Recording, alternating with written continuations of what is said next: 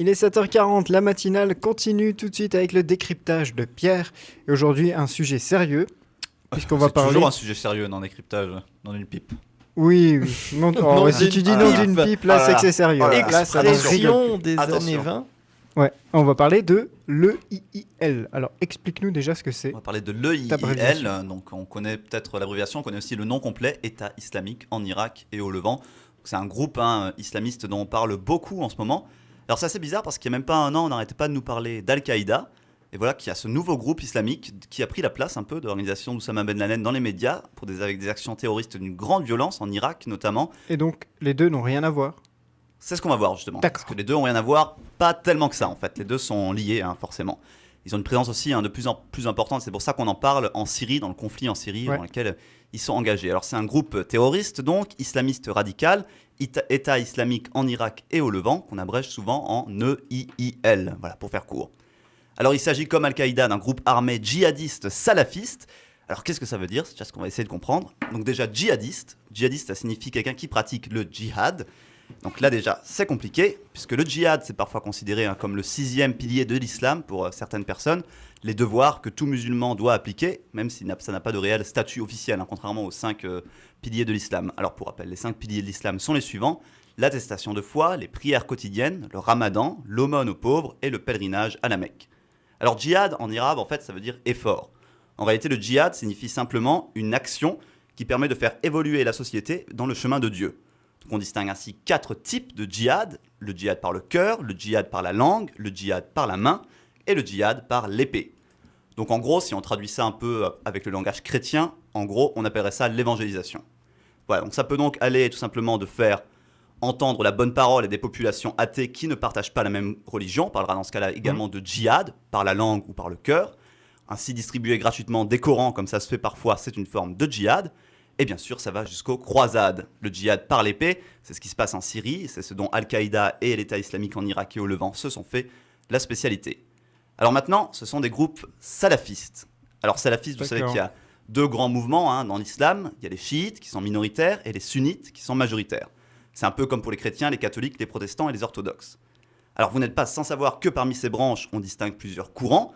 Chez les protestants, par exemple, il y a les pentecôtistes, les baptistes, les méthodistes, etc. Et bien c'est pareil dans l'islam. Et parmi les sunnites, on distingue notamment les maturidis, les asharites et les salafistes.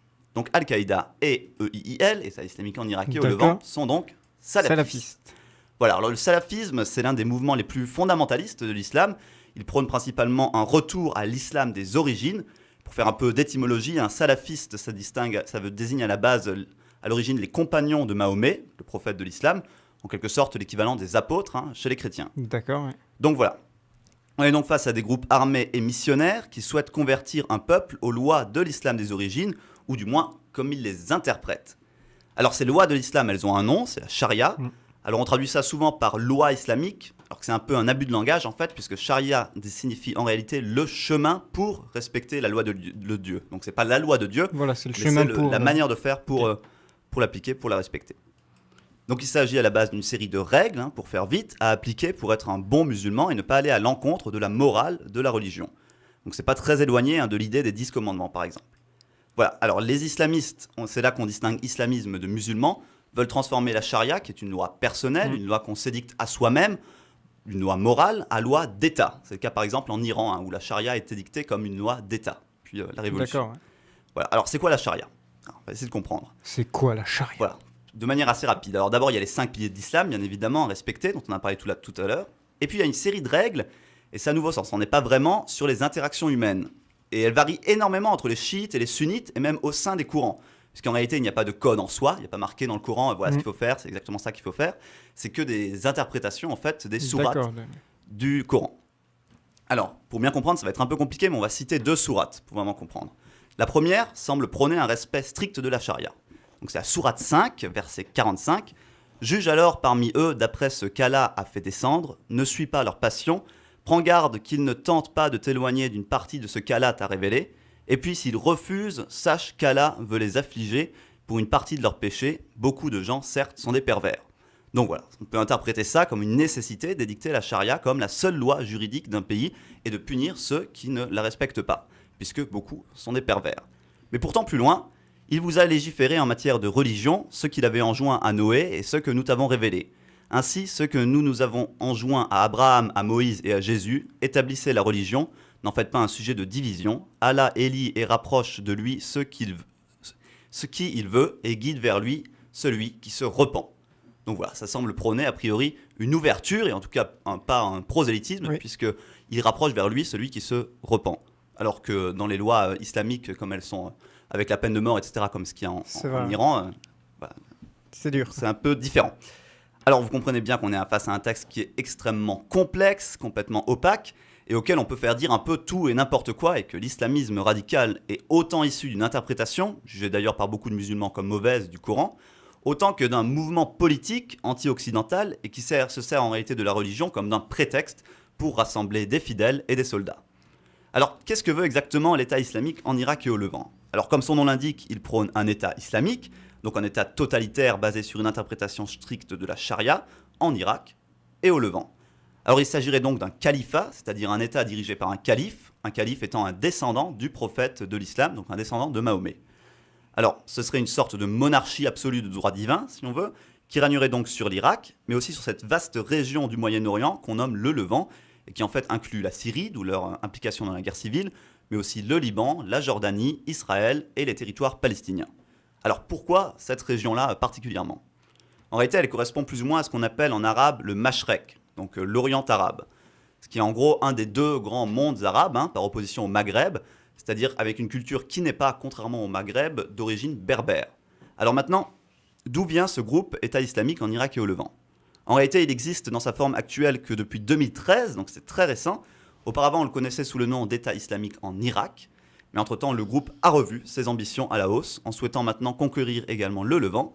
Alors pourquoi le groupe est de plus en plus actif et de plus en plus ambitieux ? En réalité, il s'est passé deux choses. Pour bien comprendre, le groupe, qui est donc un califat en puissance, vous avez bien suivi, est dirigé par un calife. Et ce calife porte le titre de noblesse d'émir. Donc pour comprendre, un calife correspond en gros au terme de monarque et émir au terme de roi. Émir signifiant en arabe commandeur, ou plus précisément celui qui donne les ordres.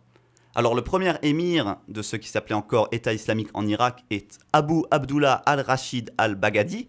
Voilà, c'est lui qui a fondé le groupe. D'accord. Il est mort en 2010 suite à une opération américo-irakienne en Irak. Et lui a succédé un jeune émir de 40 ans, Abu Bakr al-Baghdadi al-Husseini al-Qurashi. Voilà, qu'on va appeler al-Baghdadi pour faire plus simple. Donc il décide de se rapprocher d'un front qui est assez connu en ce moment, qui est le front Al-Nosra, qui est le groupe de djihadistes, de rebelles syriens, dont on a pas mal parlé assez récemment. Donc Al-Nosra, de son nom complet, Jabhat al-Nusra il-Hash al-Sham, signifie front pour la victoire du peuple du Levant. D'accord. Donc voilà, ainsi apparaît le terme de Levant, et ainsi dans une perspective de lutte commune, État islamique en Irak se renomme État islamique en Irak et au Levant.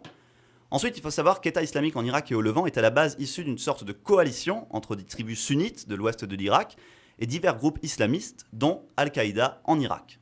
Voilà, on arrive à Al-Qaïda. Al-Qaïda là. Mais en 2011 meurt Oussama Ben Laden, le chef d'Al-Qaïda, qui avait la force de rassembler les différentes branches de Al-Qaïda, parce qu'il y en avait plusieurs, Al-Qaïda au Maghreb islamique, Al-Qaïda en Irak, etc. Alors après sa mort, Al-Qaïda se morcelle plus ou moins et ces différentes branches prennent plus d'importance individuelle, là où elles étaient autrefois très dépendantes de la base. Parce que pour rappel, Al-Qaïda, ça signifie en arabe la base. Voilà, alors du coup, État islamique en Irak et au Levant se sépare de plus en plus d'Al-Qaïda jusqu'à s'en affranchir complètement et même récemment entrer en conflit avec eux. Ainsi, en 2014, le front Al-Nosra n'est plus du tout d'accord avec les orientations d'État islamique en Irak et au Levant, c'est très récent, et il décide de se rallier à Al-Qaïda. Et comme à son habitude, l'État islamique en Irak et au Levant répond par la violence en exécutant 99 membres du front Al-Nosra, ses anciens alliés. Ah ouais, d'accord. Alors Al-Qaïda y répond par un communiqué dans lequel il condamne les actions de l'État islamique en Irak et au Levant et confirme que ce mouvement n'est pas une branche d'Al-Qaïda et n'a aucun lien organisationnel avec eux et n'est pas responsable de ses actions.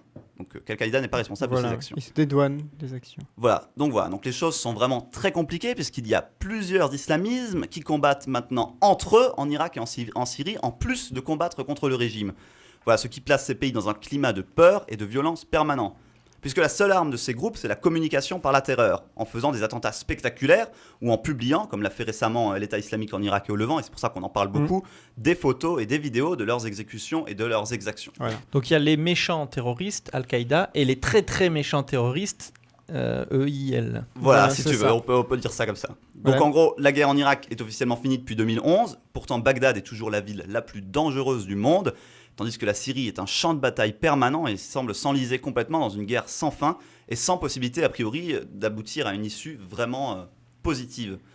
Voilà, donc ça se tire un peu dans les pattes, un peu partout et contre tout le monde. Voilà, et ça commence à se compliquer de plus en plus avec Voilà, plusieurs c'est ça, c'est pour groupes ça que qui c'est pas commencent à simple. Il n'y a monter. pas juste les islamistes et les occidentaux. Voilà. Il y a des conflits au sein des islamistes, des conflits au sein des occidentaux aussi, on pourrait en parler. Donc Voilà, et tout ça très se compliqué. résume pas en une seconde, quoi. C'est voilà, compliqué. ça. C'est et pour voilà. ça qu'on n'intervient pas forcément en Syrie, c'est pour ça que la situation est complètement bloquée en Syrie, parce que les choses sont très compliquées, parce qu'il n'y a pas des rebelles et le gouvernement, il y a une série de rebelles qui ne sont pas d'accord entre eux, qui se combattent entre eux.